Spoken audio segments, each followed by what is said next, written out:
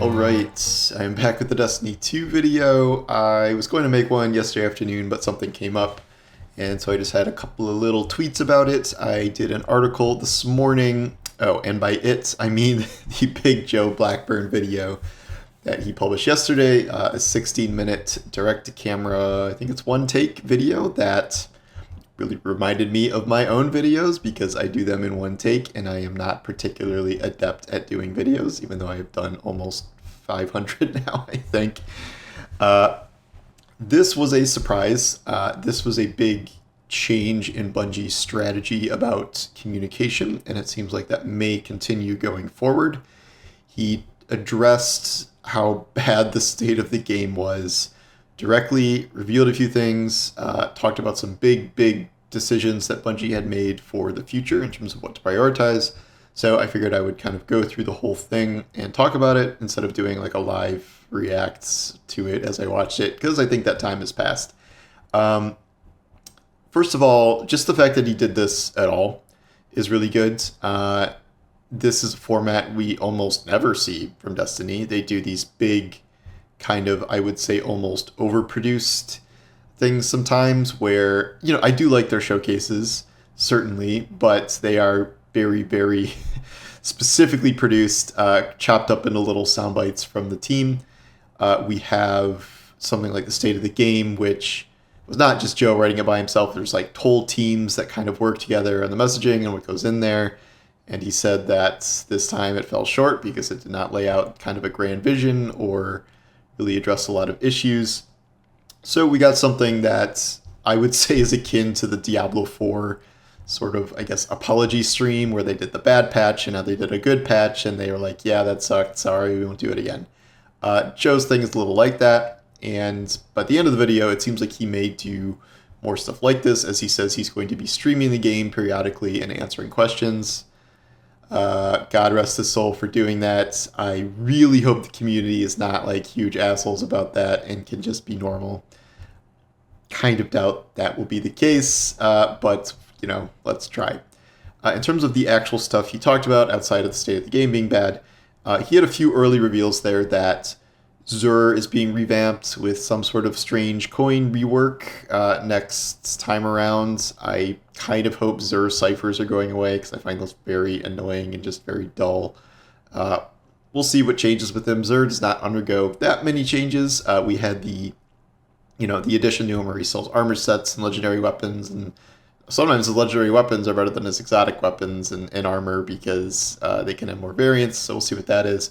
They're doing a heads-up display UI revamp to some degree. I believe this will probably address the complaints about how if you get more than like 4 buffs or debuffs, they're just off the screen and you just can't see them. So I'm guessing it will be something related to that and not just like more reticle things. So the big focus here was PvP. And I think he really surprised a lot of people by announcing that there would be a free map pack next year. And what I found even more interesting was his kind of rationale behind it, because they recognized that like this current pace of one new map a year and these reprised maps is not remotely satisfying PvP players at all. He also said that the problem with designing or just doing one new map a year is that you kind of have to make it try to do everything, and that ends up being bad. I think this is one of the reasons that everyone hates Disjunction. It was originally designed as, I think, a Rift map.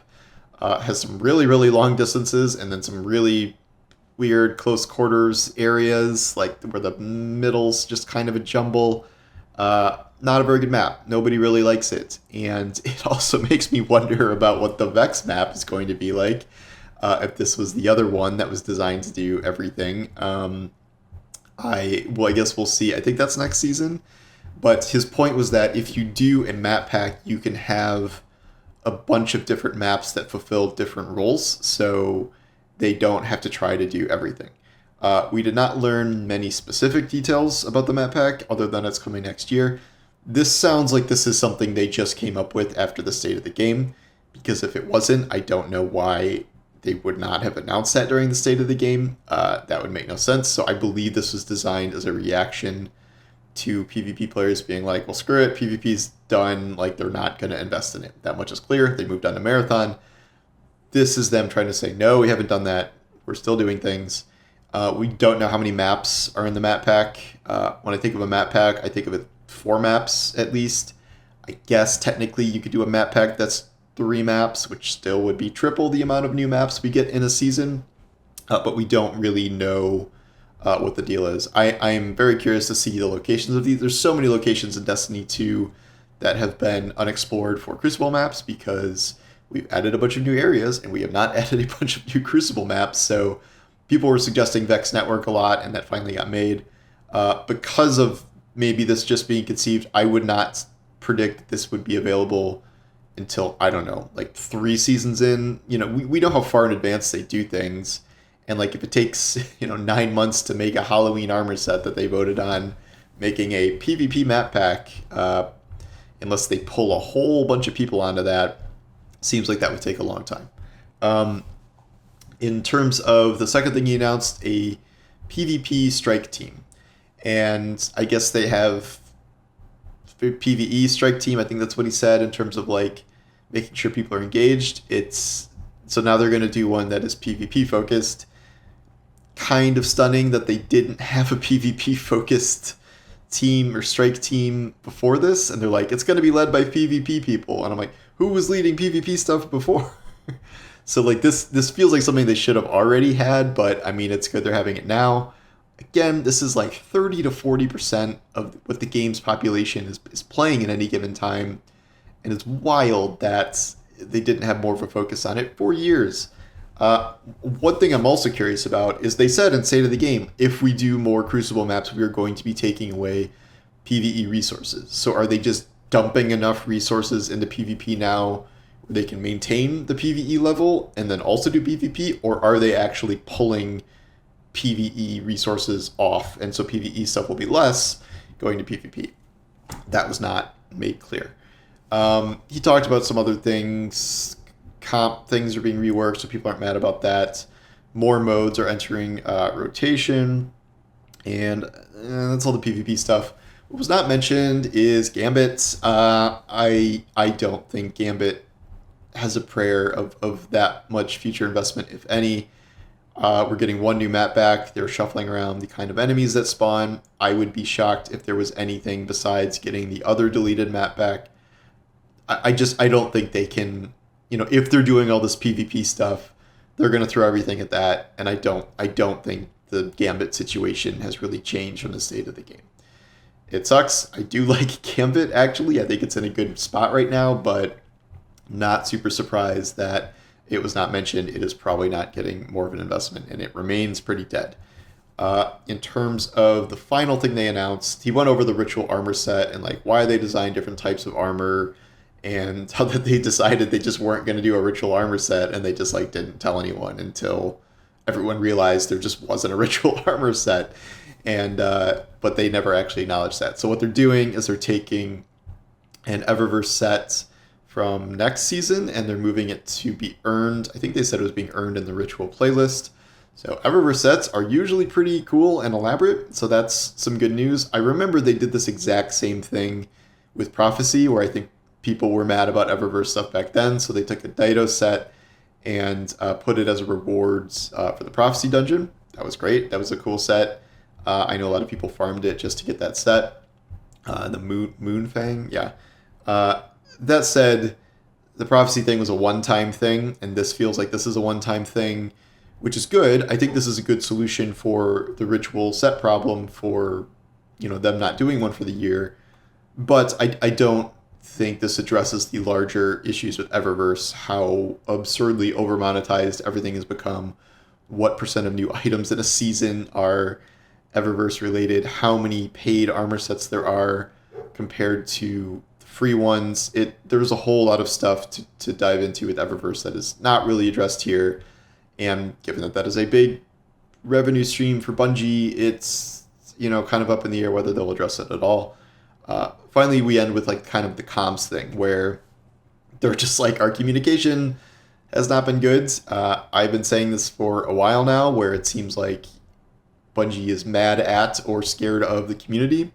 There have been some very real threats from the community or damaging actions. We all know at this point what happened to DMG with people finding his real address and making threatening phone calls to him. And that was really bad. That resulted in lawsuit and like police being called and the whole things.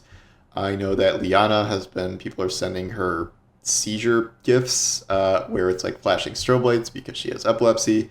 As someone who also has epilepsy, not the light flashing kinds, but a different kind, that sucks a lot. That is really shitty, and that's very bad. However, in a game this big, you just can't close down comms the way they have. And when they have done comms, it has not been good. I have not really liked the narrative team interviews I've seen flying around where they just talk about how they're doing all this new storytelling stuff and they're trying to justify what they did with Lightfall, or they're like really excited about Veil Containment and they're not really addressing how poorly that was implemented and how 99% of the population will never see that.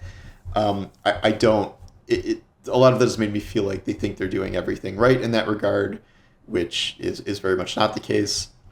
And then the state of the game, obviously, that, you know, that was the big thing they've done recently. That was very bad. That came off very poorly. Even, you know, Joe's recognizing it was very poorly.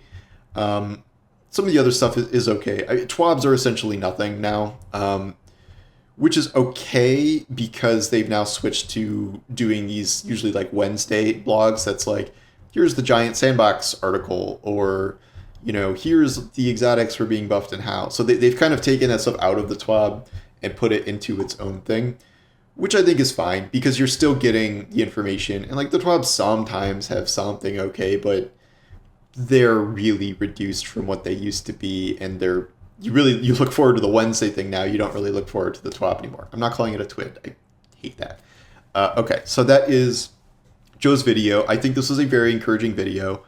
I also think we have to see real delivery on it. There have been times in the past where something has been said and that wasn't really followed through on. This featured big enough announcements where it's like they really do have to follow through on it, but I am certainly curious about the timing on the map pack. I am curious about if they spool up this PvP team, how long does that take to kind of implement big changes, and, you know, we feel a big focus on PvP going forward, and then how this affects the PvE side if things will be reduced there. And I think there's a lot of questions just overall about what happens in the wake of the final shape, but he made it very clear that the showcase in a week is going to be really about like the content of the final shape and like new destinations and a new subclass or whatever, things like that. So I'm not expecting really a ton of things that were similar to this, like another PvP thing. I would not expect that. Joe did say he and other people are going to do like a Q&A session, I think live after the show, which is not something they usually do. So I think this is part of their more open communication thing. Again, this is something Diablo did. Diablo does these live Q&As too. So I think we're moving in positive directions here. And I'm not going to say that this has solved all problems or healed all wounds, but like, I was not expecting Bungie and or Joe to do this. I think it is very tough for someone who is not usually a public-facing content person to get on there and make a video like this. It has been very well received. I think it deserves to be very well received, and Joe deserves to be applauded for doing that. I do think this should just sort of be how things are. I think everyone kind of realizes that past comms have not been good for a while now, and well, certainly much of that is justified based on, you know, a very tiny, you know, handful of the community being outright dangerous in some ways. There has to be some sort of bridge here, and maybe we're building that now. So hope to see more stuff like this. Even as a non-PvP player, you know, outside of specific events, I am happy to see the PvP community getting some love here. I think there are many more issues still to be addressed, but we will continue to go into those in different times. So anyway, thanks for watching, and I will talk to you soon.